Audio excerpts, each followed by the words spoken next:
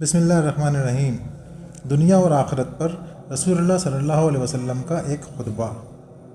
حضرت ابو ہریرہ رضی اللہ عنہ سے روایت ہے کہ رسول اللہ صلی اللہ علیہ وسلم نے ایک دن خطبہ دیا اور اپنے اس خطبے میں ارشاد فرمایا کہ سن لو اور یاد رکھو کہ دنیا ایک عارضی اور وقتی سودا ہے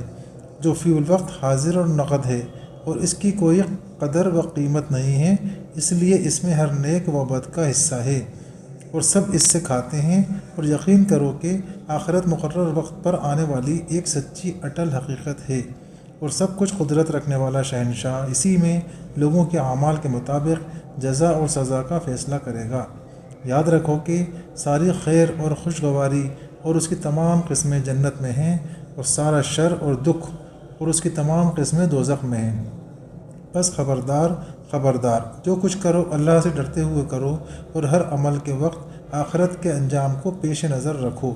اور یقین کرو کہ تم اپنے اپنے اعمال کے ساتھ اللہ کے حضور میں پیش کیے جاؤ گے۔ بس جس شخص نے ذرہ برابر کوئی نیکی کی ہوگی وہ اس کو بھی دیکھ لے گا، اور جس نے ذرہ برابر کوئی برائی کی ہوگی وہ اس کو بھی پا لے گا۔